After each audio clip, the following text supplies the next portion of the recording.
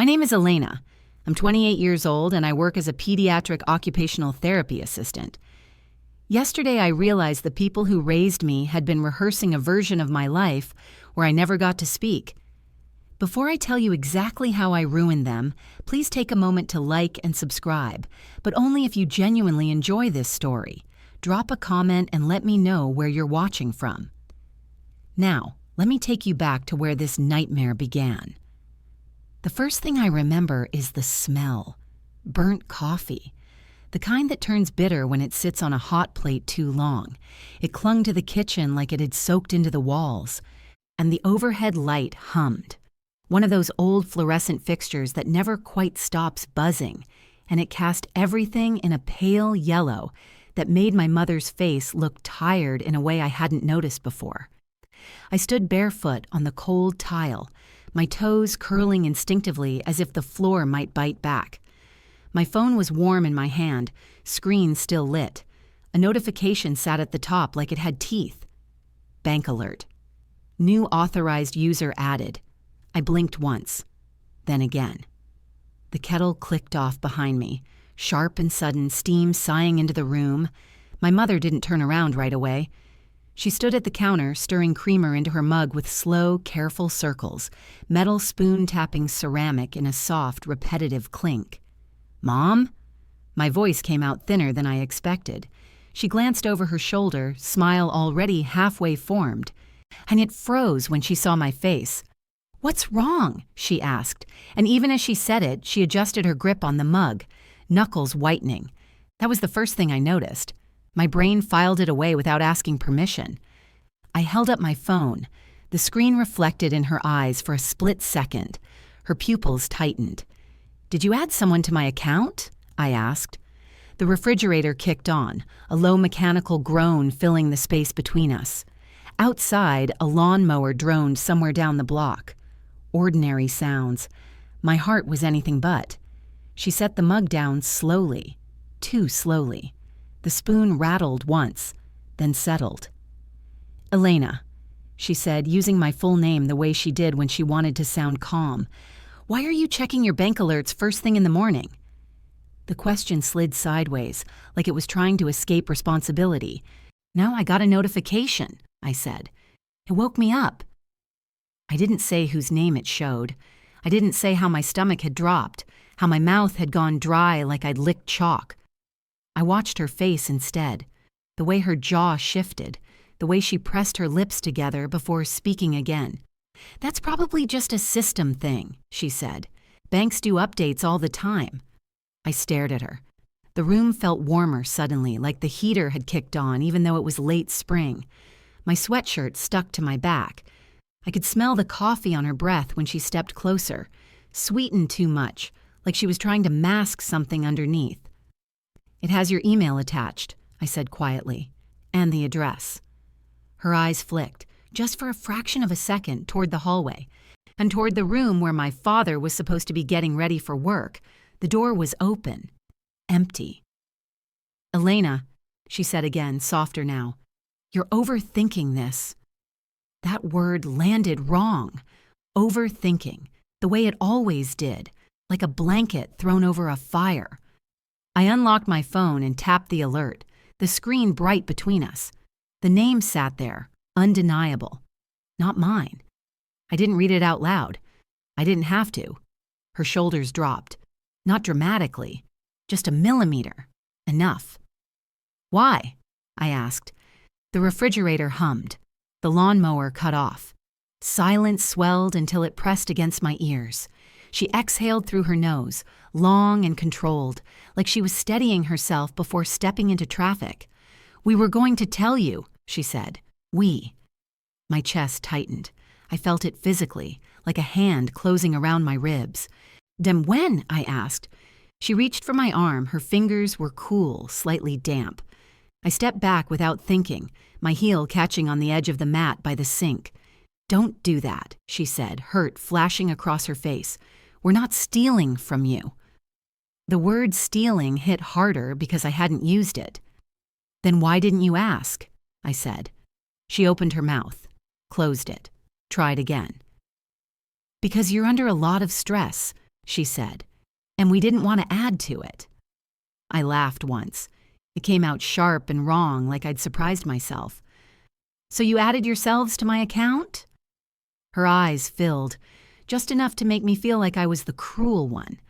I hated how practiced that look felt, or maybe I hated that I noticed.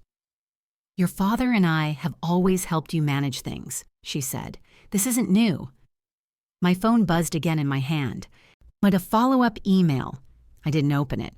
I couldn't stop imagining the login screen, the cursor blinking patiently, waiting for someone else's password. I manage my own money, I said. I have since college. She waved a hand, dismissive. And who co-signed your first account? The air smelled metallic suddenly, like rain even though the windows were closed. That doesn't give you the right, I said. Her mouth tightened. The softness vanished. You're being dramatic, she said. This is for your own good. There it was, the phrase that always meant the conversation was over, at least on her terms. I turned toward the hallway.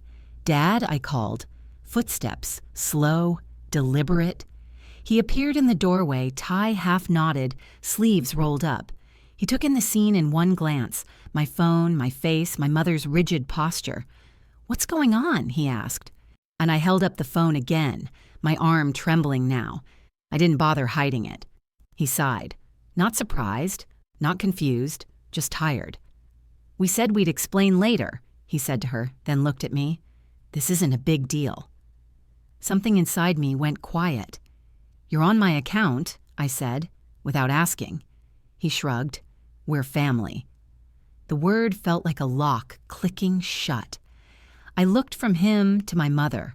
She didn't meet my eyes. She stared at the countertop, at a coffee ring forming slowly, dark and spreading. In that moment, standing barefoot on cold tile with my phone buzzing in my hand, I understood something I hadn't wanted to. They hadn't forgotten to tell me. They had decided I didn't need to know. My phone rang. I looked down at the screen. Missed call. I looked back up. My mother finally met my eyes, and she smiled, small and tight. One like she was daring me to say anything else. The smile stayed on my mother's face even after my phone stopped vibrating. It wasn't a warm smile. It didn't reach her eyes. It was the kind she used at church when someone asked a question she didn't like. Polite, controlled, final. Who was that? My father asked, nodding toward my phone as he tightened his tie. I glanced down. The screen had gone dark, my reflection faint and warped across the glass. My cheeks looked flushed, my eyes too bright. I don't know, I said. And that was true. The number wasn't saved.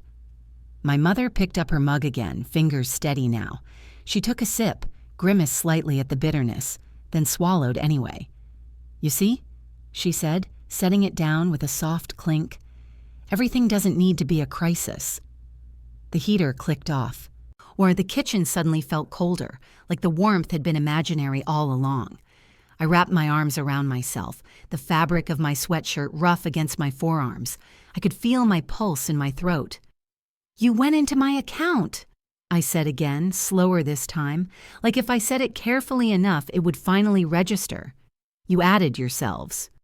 My father checked his watch. We don't have time for this right now. That sentence landed heavier than the others. Not denial, not explanation, dismissal.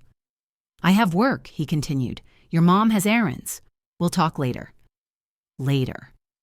Another word that stretched endlessly, elastic and useless. I stepped closer to the table, palms flat against the wood. It was scratched from years of use, grooves worn smooth where my elbows had rested growing up. I remembered doing homework here. And the smell of lemon cleaner, my mother's voice reminding me to sit up straight. What exactly were you planning to do? I asked. My mother's eyes flicked up, sharp. Excuse me? With my account, I said. What were you planning to do? She inhaled, long and slow, like she was preparing herself. Don't interrogate us, she said. We're not criminals. I didn't say you were. You implied it. No, I said. I asked a question. Silence pooled between us. The refrigerator hummed back to life, louder than before.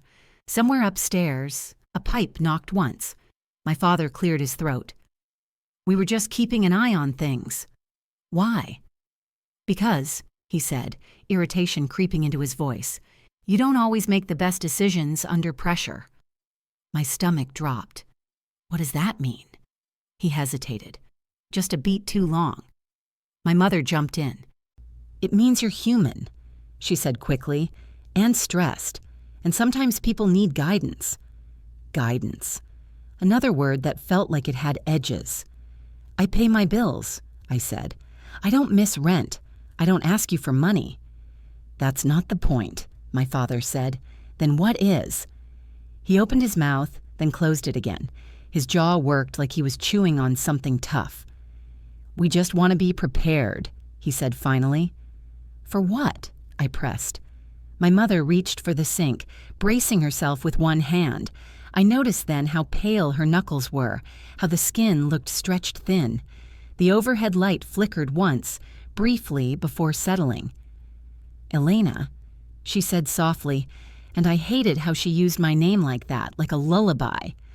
You've been in and out of appointments, tests, scans, it's a lot. My chest tightened again, sharper this time. That has nothing to do with my bank account. It has everything to do with it, she said. The air felt thick, like humidity before a storm. I could hear my own breathing, shallow and uneven. What are you talking about? I asked. My father stepped closer, his presence suddenly too big for the room. You're not listening. No, I said. You're not explaining. My phone buzzed again in my hand. I flinched this time. When I looked down, it wasn't a call. Another alert. Profile settings updated. My vision blurred around the edges. Did you change my settings? I asked, my voice barely above a whisper now. My mother's lips parted. She didn't answer immediately. Mom? She looked at my father. He gave a tiny nod, almost imperceptible. We streamlined some things, she said. It's safer. Something inside me cracked, not loudly, and not all at once, just a thin fracture spreading quietly. You locked me out? I asked. No, she said quickly. Of course not. We just added an extra layer. An extra layer for who? For us, my father said. The word us rang in my ears. I turned my phone around, fingers shaking as I tried to navigate the app. My password didn't work. I tried again, slower. Still nothing. The room seemed to tilt. I can't get in, I said. My mother stepped toward me, hands raised. Honey, calm down. Don't, I snapped, pulling back. Don't touch me. Her face hardened. You're being unreasonable.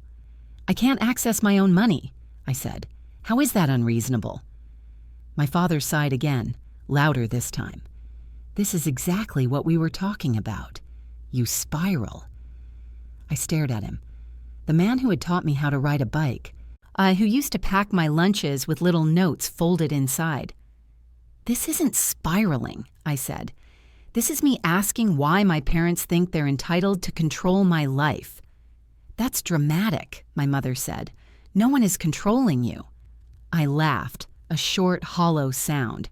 You literally locked me out of my own account. We're protecting you, she insisted. From what? Another pause. Heavier now, charged. They didn't answer. My phone buzzed again. Same unknown number.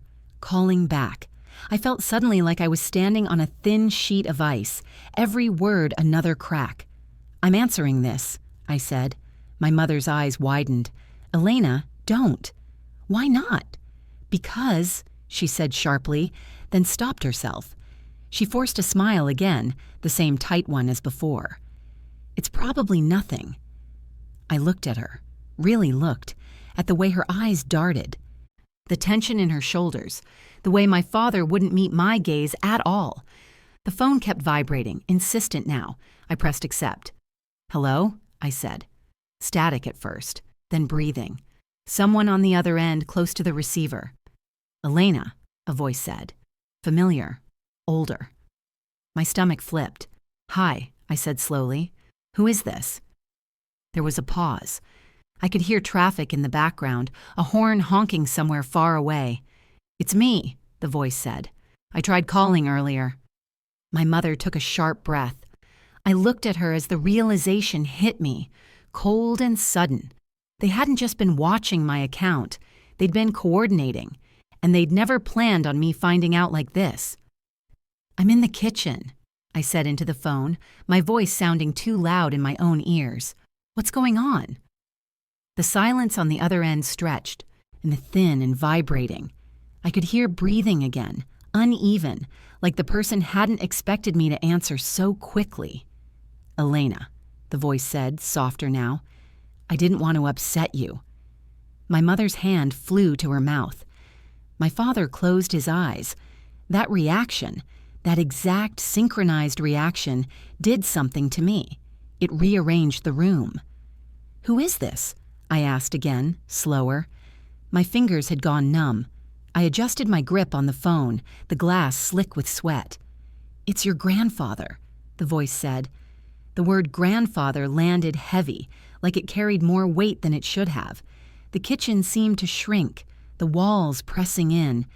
I could smell the coffee again, sharp and acrid, mixed with the faint lemon cleaner my mother always used on the counters. The overhead light buzzed louder, or maybe I was just noticing it more. "Why are you calling me about my bank account?" I asked. Another pause, longer this time. "I didn't say anything about a bank account," he said carefully. My stomach dropped. I looked straight at my parents. My mother shook her head, just once. My father's jaw tightened. "You didn't have to," I said. "They did." My grandfather exhaled, slow and shaky. I could picture him in his kitchen across town, the one with the old linoleum floors and the radio that always hummed quietly in the background. I could almost smell the menthol ointment he rubbed on his wrists, sharp and medicinal. "They told me you knew," he said.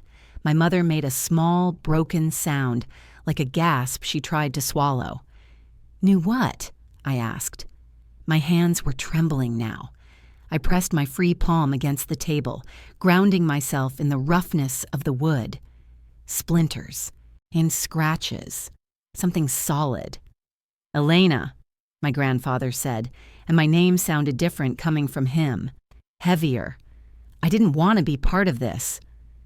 Part of what? The question screamed inside my head, but I didn't say it out loud. I was suddenly afraid that if I did, something would snap permanently. "You're scaring me," I said instead. On the other end of the line, I heard a chair scrape against the floor. Fabric rustling, a cough. "They came to me last month," he said. "They asked for advice." My mother stepped toward me, her eyes glossy now. "Elena, please," she whispered. "We can explain." I held up a finger without looking at her. She stopped. "Advice about what?" I asked. The room felt cold again, like all the warmth had been sucked out through a crack in the wall. I could hear my own heartbeat, loud and irregular. "About planning," my grandfather said. "About contingencies." That word hit me square in the chest. Contingencies for who? I asked. There it was again. That pause. That hesitation that told me everything was not about to be said. "For you," he said quietly. I swallowed. My throat felt raw, like I'd been screaming even though I hadn't. "Why?" I asked. He didn't answer right away. I could hear him breathing, the faint wheeze at the end of each inhale. "They're worried," he said finally, "about your health." My vision tunneled. The edges of the kitchen blurred. I focused on a tiny chip in the paint near the light switch, tracing it with my eyes like an anchor. "My health is my business," I said. "You all know that." "Yes," he said, and no. That hurt more than I expected. "What does that mean?" I asked. "It means," he said slowly, "that when parents are afraid, they start making decisions they think their child can't handle." I let out a short, bitter laugh. "So they decided I can't handle my own life?" My mother flinched like I'd slapped her. "They love you," my grandfather said quickly. "In their own way." The phrase tasted sour.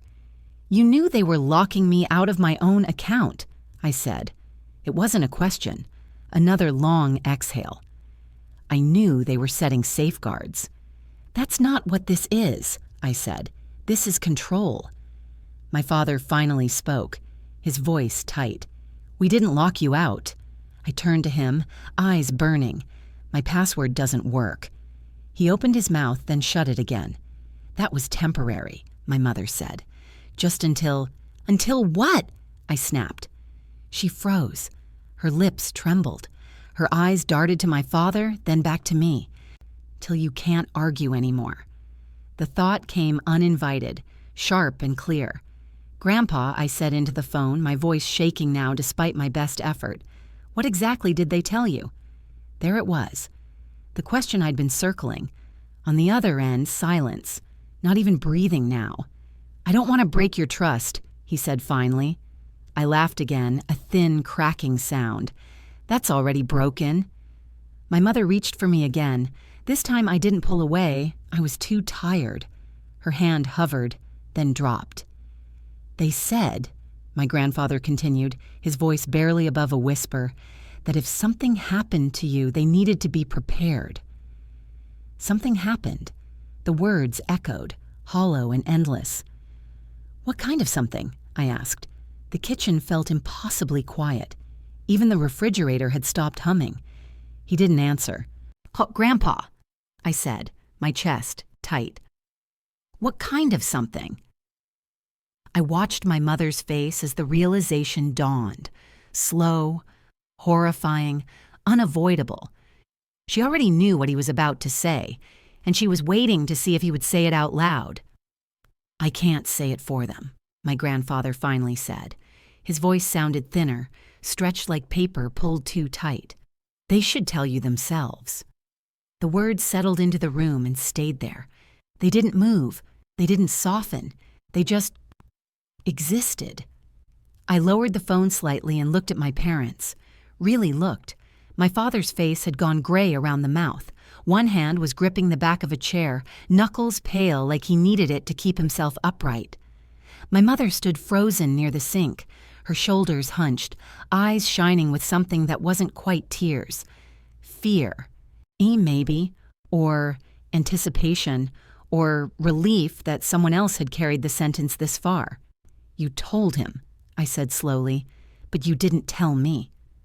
My mother shook her head, quick and frantic. That's not fair. What's not fair, I said, my voice eerily calm, is finding out that my life is being discussed in rooms I'm not allowed in. My phone buzzed again, still connected, my grandfather still on the line, still listening. Elena, my father said, finally letting go of the chair. His voice was careful, measured. You're taking this the wrong way. I let out a breath that felt like it scraped my lungs on the way out.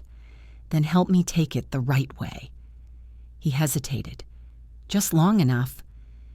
The overhead light flickered again, a brief stutter that made my heart jump. The kitchen felt colder now, the air heavy against my skin. I could smell something faint and sour, old milk from the fridge maybe, or just panic. We were trying to protect you, my mother said, stepping forward, her hands twisted together at her waist, fingers worrying the skin until it reddened. You've been so strong. We didn't want to burden you with our fears. Your fears? I repeated. Yes, she said quickly.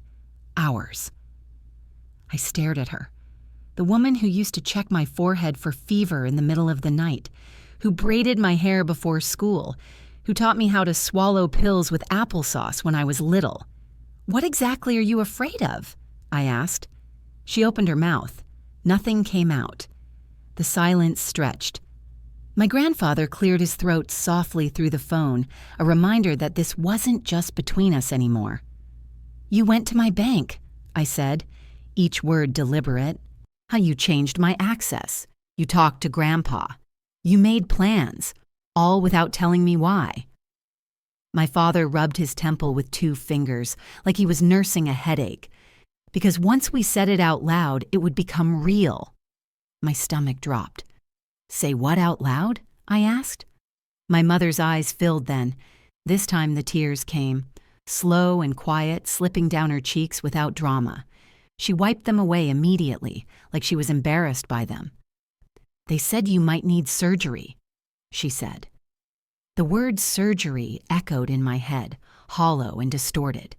I'd known that. I'd been to the appointments. I'd heard the cautious language, the maybe, the monitoring, the we'll see. "That's not new," I said.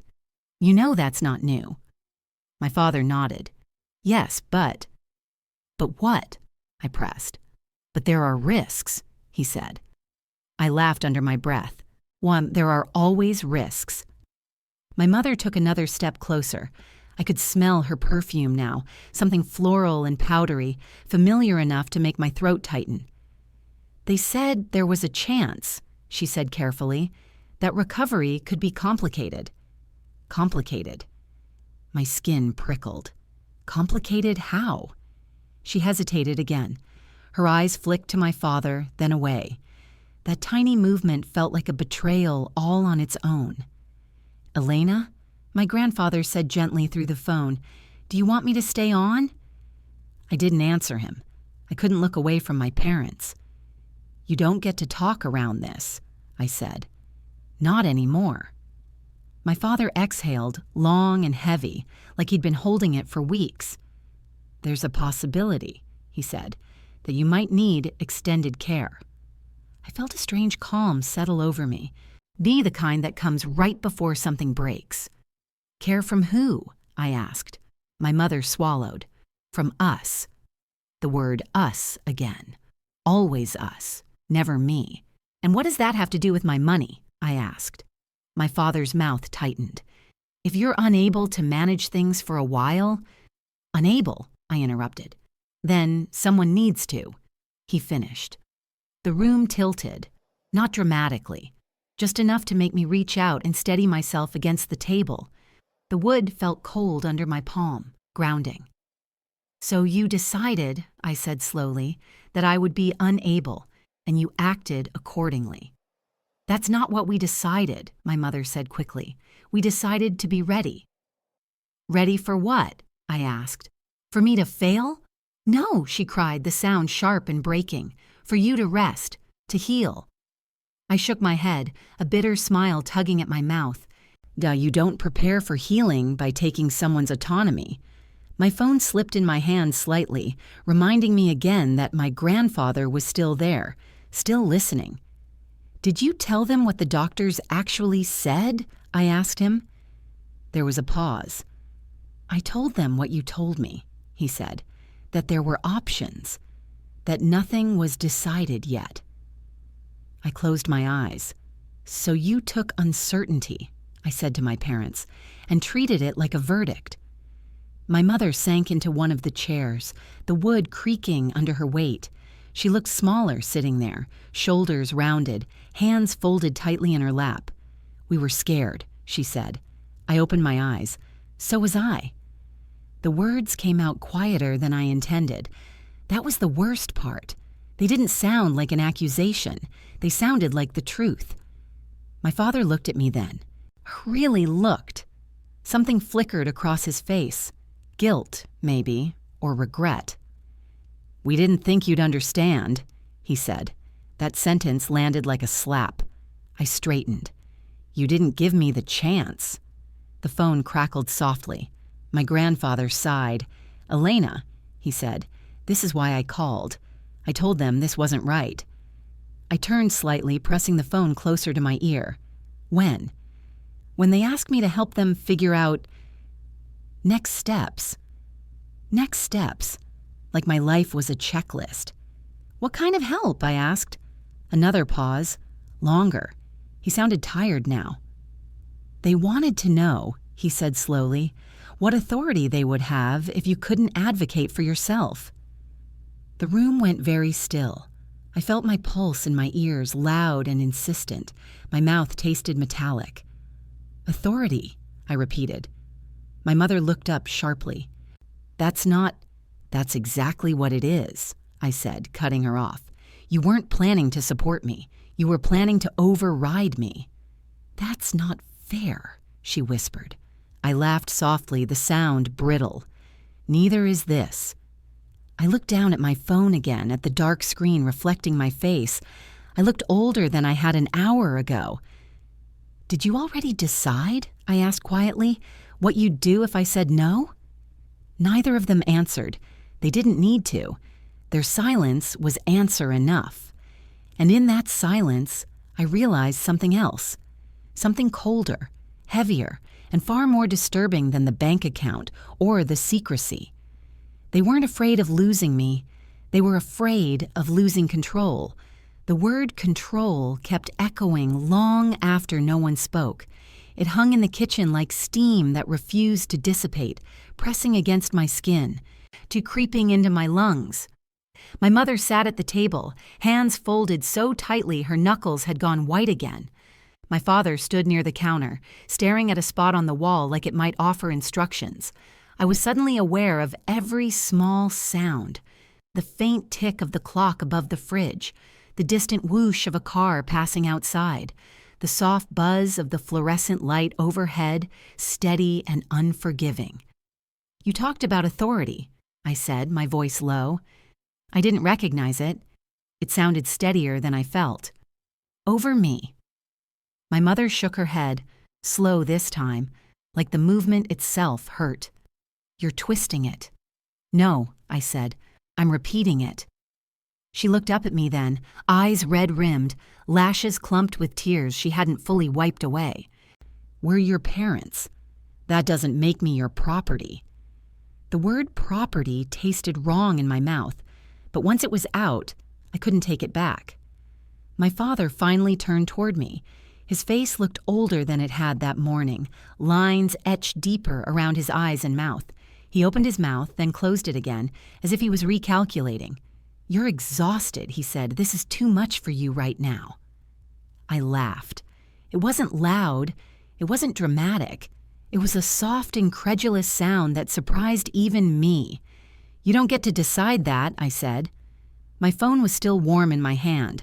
I'd forgotten it for a moment, forgotten that my grandfather was still on the line, still hearing all of this unfold in real time.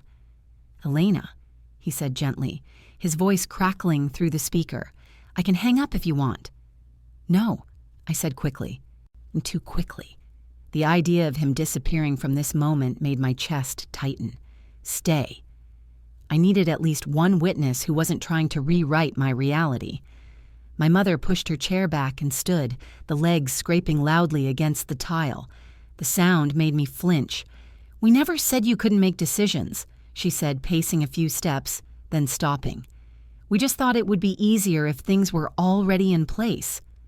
In place for who? I asked. For everyone, she said. That's not an answer. She pressed her lips together, breathing through her nose.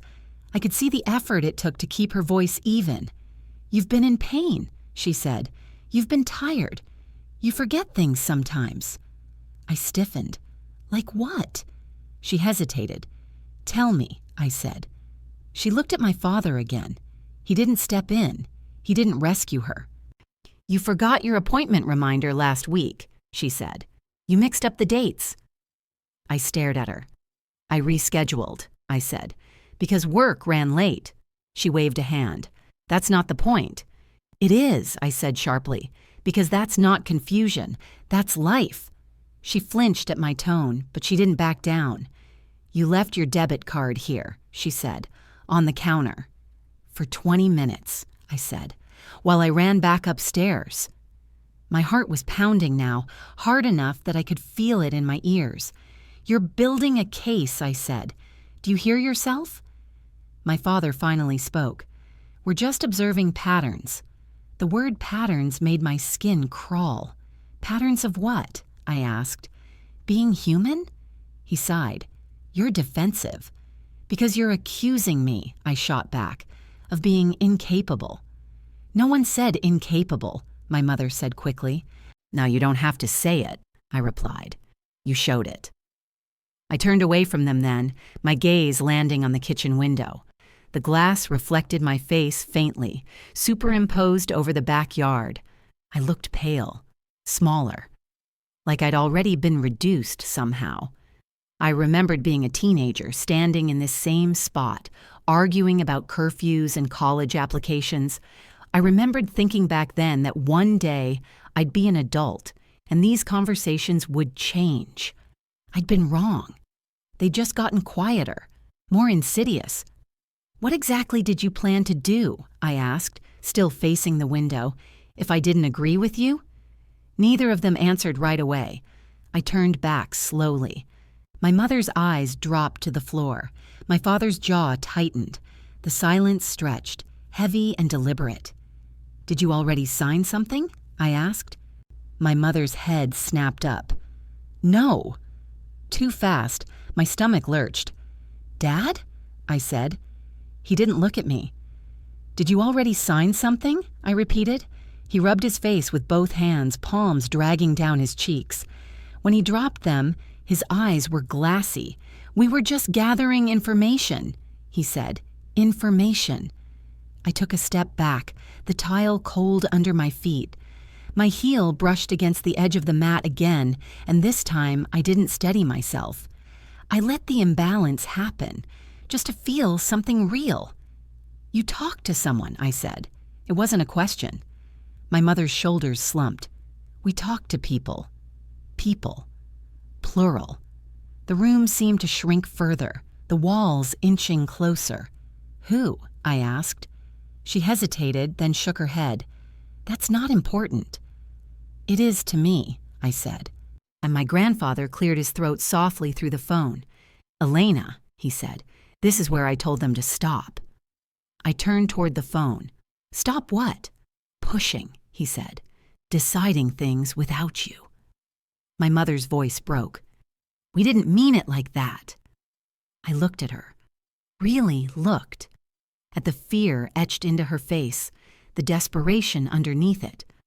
For a split second, I saw not a villain, but a woman terrified of losing her child. And then I remembered my bank account, my password, the quiet coordination. "I need to know everything," I said.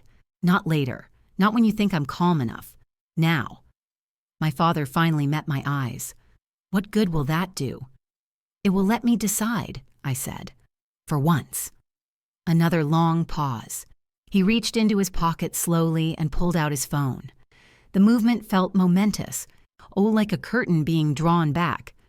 My mother watched him, panic flashing across her face. "You don't have to." "Yes," he said quietly. "I do." He unlocked his phone. The light from the screen illuminated his face, stark and unforgiving. "I didn't want you to see this yet," he said. My heart hammered. "See what?" I asked. He turned the phone toward me. On the screen was an email thread, multiple replies, dates stretching back weeks. The subject line was visible, bold and unmistakable. It had my name in it, and beneath it, a phrase that made my breath catch in my throat. "In the event of incapacity." The room went silent. I stared at the screen, my reflection faintly visible in the glass, and understood, finally, that this hadn't started with fear. It had started with preparation, and they were far further along than they'd ever let me believe. The words on my father's phone didn't move, but they seemed to expand anyway, pushing outward until they crowded out everything else. In the event of incapacity. I stared at the screen, my eyes tracing the letters like they might rearrange themselves into something less threatening if I looked long enough.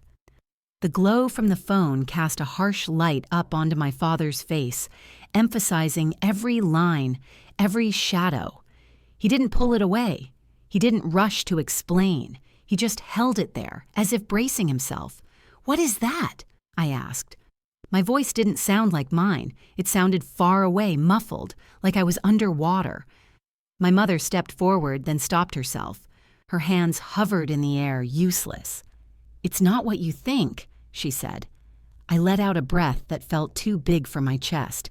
"Then tell me what it is." My father scrolled, and slowly, deliberately. Each movement of his thumb felt obscene, like he was peeling something open in front of me. "It's information," he said. "Scenarios. Hypotheticals." "Read it," I said. He hesitated. "Read it," I repeated, louder now. The kitchen felt too bright, too exposed. The fluorescent light buzzed, relentless. I could smell something burning faintly. Toast from the toaster we'd never unplugged, maybe, or just the sharp tang of fear in my own nose. He cleared his throat. "It outlines steps families sometimes take when an adult child might be temporarily unable to manage." "Read," I said again. My grandfather's voice came softly through the phone. "She deserves to hear it." My father nodded once, tight-lipped, and read. "In the event of incapacity due to medical intervention, recovery complications, or cognitive impairment." "Stop," I said. The word tore out of me. Cognitive impairment. My hands had started shaking again. I pressed them together hard, nails digging into my palms. The pain grounded me just a little. "Do you hear how that sounds?" I asked. My mother wiped at her cheeks, smearing mascara. "They have to use formal language. They're talking about me like I'm already gone," I said. "That's not fair," she whispered. I laughed again, that same brittle sound. "Neither is this." I looked at my father. "You think I'm cognitively impaired?" "No," he said quickly. "Of course not." "Then why is that in there?" He swallowed. I could see it in his throat, the bob of his Adam's apple. "Because they cover all possibilities." "They?" I repeated. "Who is they?" He hesitated. The silence felt intentional now. Calculated. "You said you talk to people," I said. "Plural. Who are they?" My mother closed her eyes. Just for a second. When she opened them again, they looked resigned. "Professionals," she said. My stomach clenched. "What kind of professionals?" I asked. She glanced at my father, then back at me. "People who help families plan." "Plan what?" I snapped. "For emergencies," she said. "For things no one wants to think about." "I think about them," I said. "I'm the one living in this body." My father lowered the phone slightly, his grip loosening. "We didn't want to scare you." I stared at him. "You didn't want to involve me." "That's not true," he said. "Then why am I finding out like this?" I asked, my voice cracking for the first time. The crack embarrassed me. I hated that they could hear it, see it. And I hated that it might confirm whatever quiet narrative they'd been building. My mother stepped closer now, ignoring my earlier recoil. She reached for my arm, her hand warm, familiar. "You've been so brave," she said softly. "We didn't want to add more weight." I pulled my arm away. "Don't do that," I said. "Don't reframe this like it's a kindness." Her face fell. The hurt there was real. I could see it. That made everything worse. "You changed my bank access," I said. "You talked about authority. You prepared for my incapacity. None of that feels like love right now." My father set his phone down on the counter. The sound was loud in the quiet kitchen, a dull thud that echoed. "We were trying to be ahead of things," he said, "so nothing would fall apart." "What exactly do you think would fall apart?" I asked. He didn't answer right away. When instead he walked to the sink and stared out the window, his back to me. The posture felt deliberate, like he needed distance. "Elena," my grandfather said through the phone, his voice heavier now. "This is where I told them they were crossing a line." I turned slightly, clutching the phone tighter. "What line?" "They asked me," he said, "what I would do if you disagreed." My breath caught. "What did you say?" I asked. "I said you're an adult," he replied, "that you have the right to say no." I nodded slowly, even though he couldn't see me. "And what did they say?" There was a pause. I could hear him shifting, maybe lowering himself into a chair. "They said," he continued carefully, "that sometimes adults don't know what's best for themselves." My mother let out a small sob. "That's not—" she started. "That is exactly what you're saying," I cut in. I felt strangely detached now, like my emotions had retreated somewhere deep inside to regroup. Everything felt sharper without them, sounds louder, lights brighter, words heavier. "You don't trust me," I said. My father turned back around. "That's not it." "Then say it," I challenged. "Say you trust me." He opened his mouth. Nothing came out. The silence was devastating. My mother covered her face with both hands. Her shoulders shook. I watched, numb, as she cried. Part of me wanted to go to her, to wrap my arms around her like I used to when I was a child and she was the one falling apart. Another part of me stayed very still. "Did you already decide?" I asked quietly. "What you'd do if I refuse surgery?" My father stiffened. "That's hypothetical," he said. "Answer me," I said. Then he hesitated. Again. My heart started racing, faster and faster, like it was trying to escape.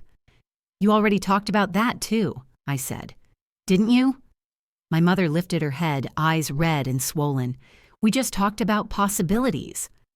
"Did you talk about what you'd do if I said no?" I repeated. My grandfather exhaled audibly through the phone. "Elena." That was all it took. I didn't need confirmation anymore. "You see me as a problem to manage," I said, "not a person to respect." "That's not true," my mother said weakly. I shook my head. "You've been managing me for weeks."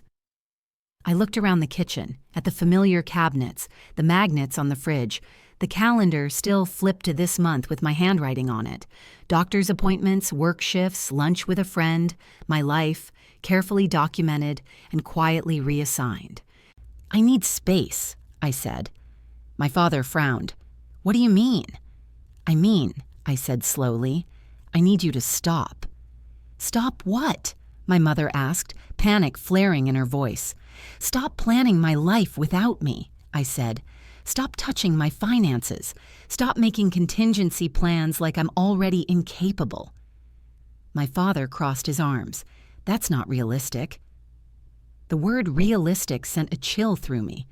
"So you won't stop," I said. He hesitated. "We'll talk about it." "No," I said. "That's not an answer." The kitchen felt suffocating now, like the air itself had thickened. I realized suddenly that they weren't shocked by my reaction. They were waiting it out. My phone buzzed in my hand, vibrating sharply. I looked down without thinking. A new email notification. The sender name made my stomach drop. I didn't open it. I didn't have to. Because I already knew, before I even read a single word, that whatever they'd been planning, it was still moving forward, with or without my consent.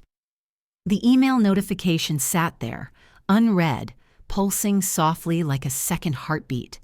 I didn't open it. Not yet.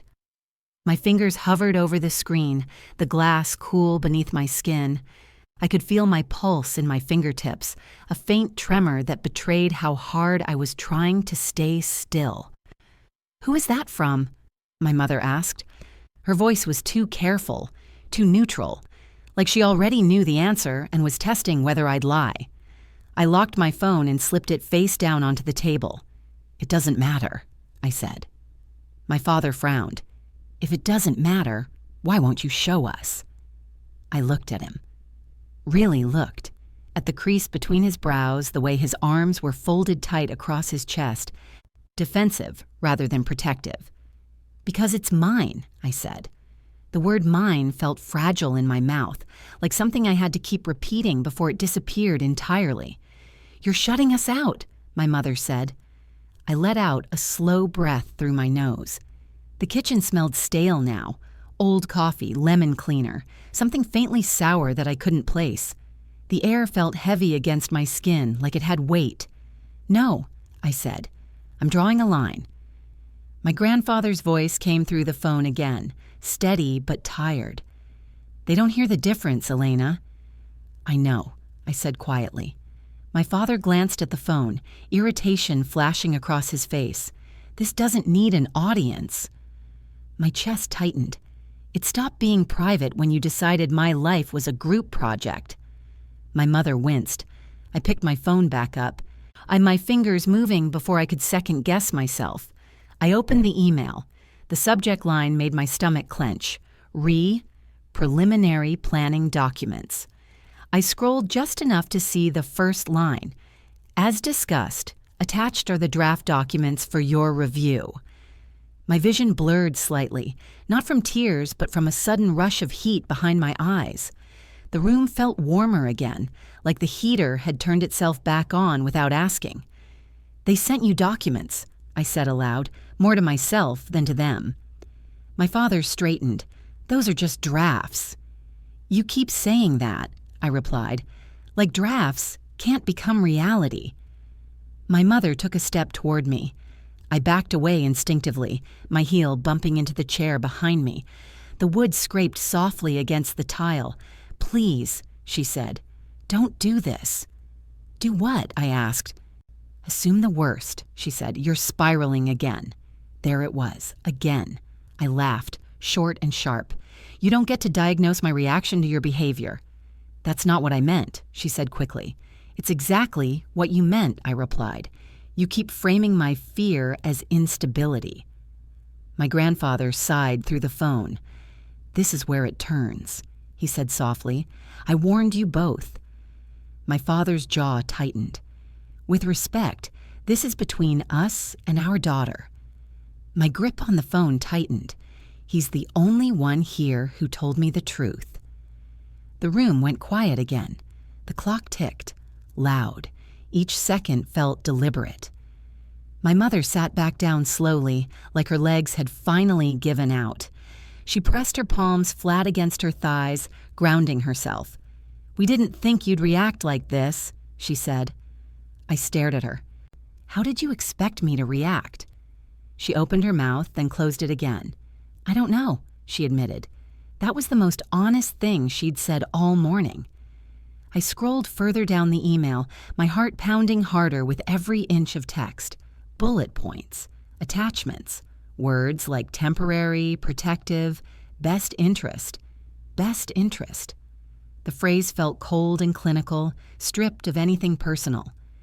They're talking about thresholds, I said quietly. Criteria. My father exhaled sharply. Those are standard. For what? I asked. He hesitated. For situations like this. I looked up. Situations like what? He didn't answer. My mother looked at him, panic flickering across her face. You don't have to explain everything right now. Yes, I said. He does. I stepped closer to the counter, the cool laminate pressing against my hip. And I needed the contact, something solid. These documents, I said, lifting my phone slightly, they assume I won't be part of the conversation. That's not true, my father said. Then why am I not included? I asked. He opened his mouth, closed it. My grandfather cleared his throat. Because it's easier to plan for someone than with them. The words landed hard. My mother looked at the floor. My father stared at the wall again. I felt something shift inside me then, not a crack this time, but a settling, a clarity that hurt in a different way. You've already decided, I said slowly, haven't you? No, my mother said too quickly. Yes, my father said at the same time. They both froze. I looked at him. Decided what? He swallowed. That if things go wrong, we'll step in. Define wrong, I said. He didn't answer. I nodded slowly. The motion deliberate. You're waiting for a moment where you can say, I didn't leave you a choice. That's not fair, my mother whispered. I'm not being fair, I said. I'm being accurate. My phone buzzed again in my hand. Another email. Same thread. My stomach dropped. They're still sending things, I said. My father stepped closer, his voice firm. Give me the phone. No, I said immediately, pulling it back. Elena, he said, sharper now. This is getting out of hand. I felt my chest tighten, anger flaring hot and sudden. You don't get to say that. I'm your father, he said, and I'm an adult, I shot back.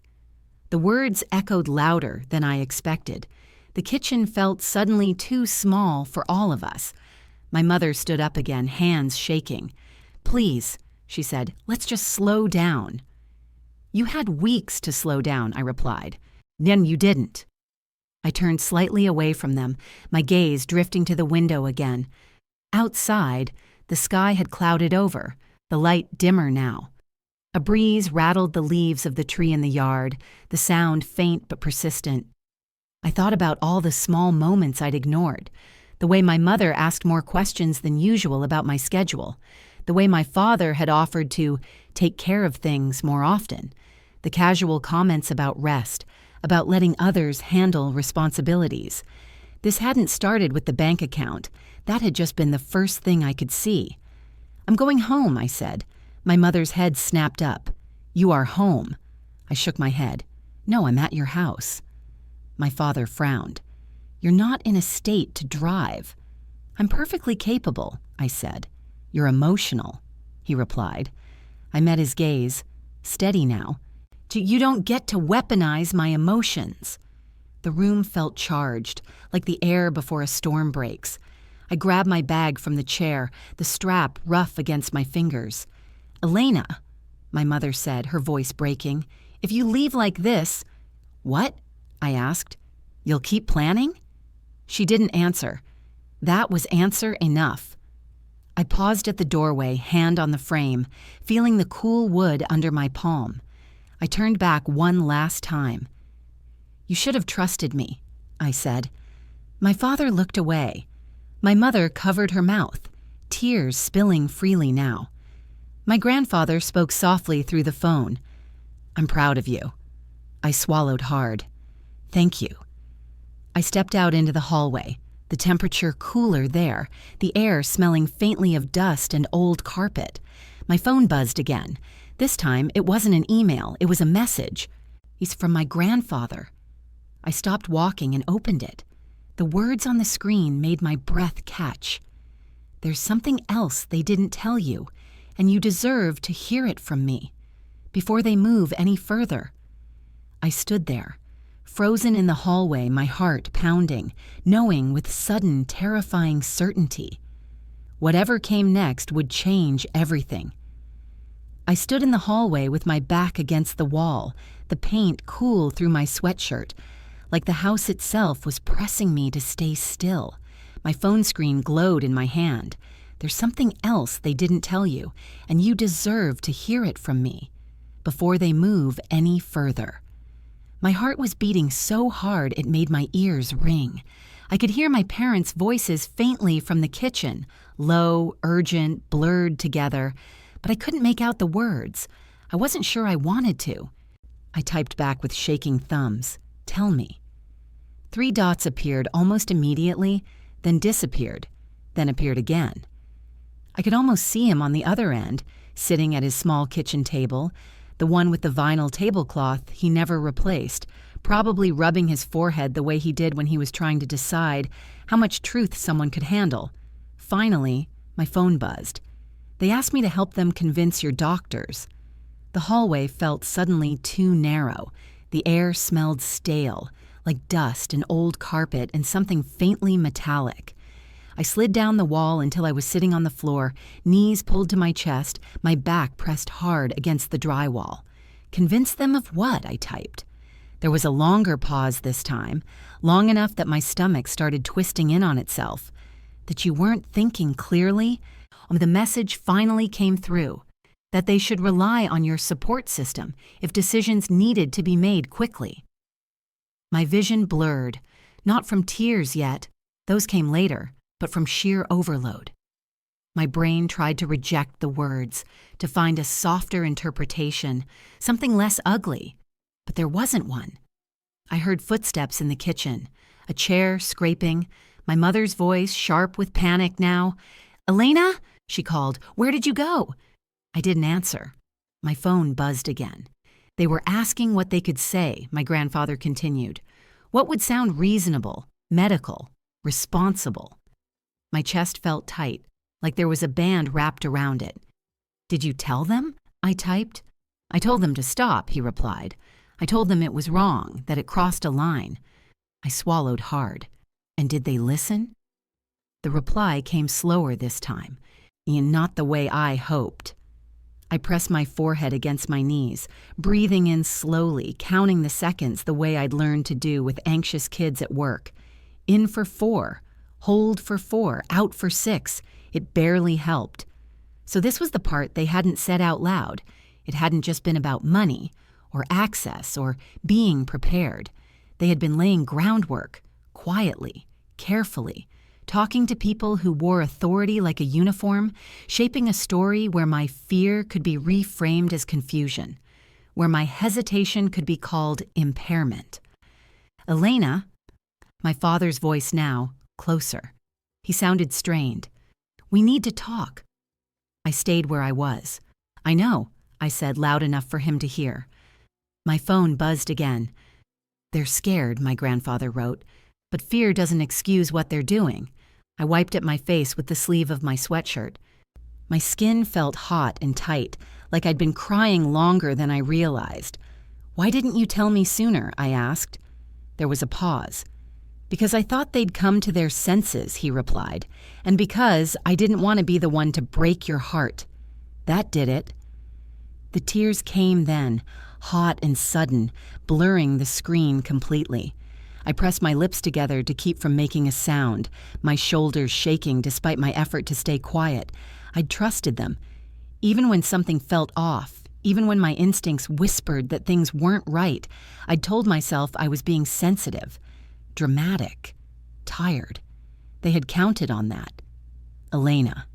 My mother's voice said again, closer now. I could hear her breathing, fast and uneven. Please come out.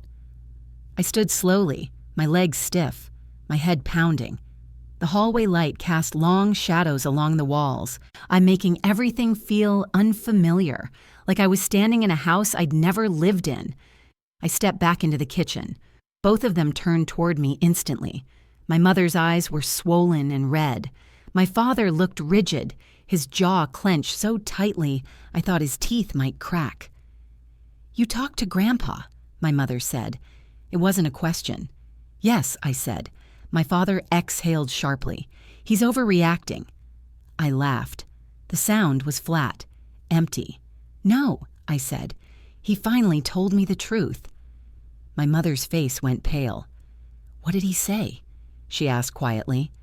I looked at her, at the woman who used to sit on my bed when I couldn't sleep, rubbing my back in slow circles, at the way her hands were trembling now, just barely.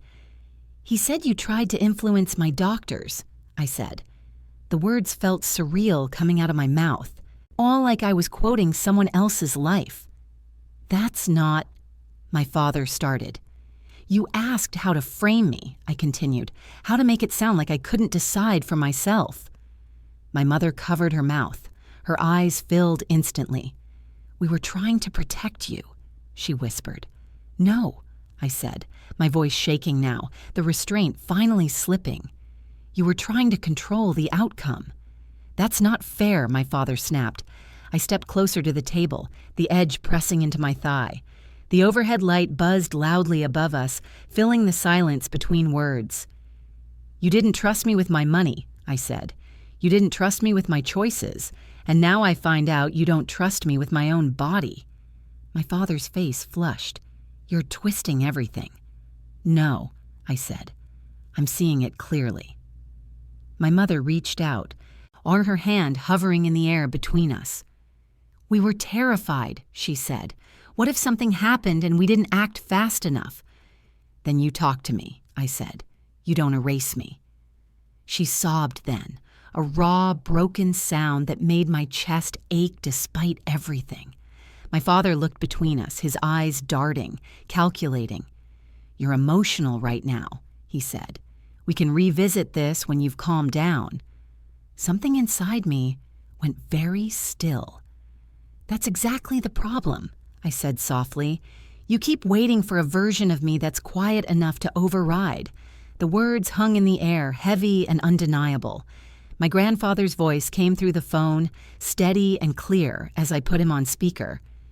This is where you stop, he said, right now. Both of my parents froze. You had no right, he continued, his voice firm but shaking underneath. No, to plan your daughter's life like she wasn't in the room. You don't get to decide she's incapable because it makes you feel safer. My mother sank into a chair, her face in her hands. My father looked like he'd been struck. "You don't understand," he said weakly. "I understand perfectly," my grandfather replied, "and so does she. That's what scares you."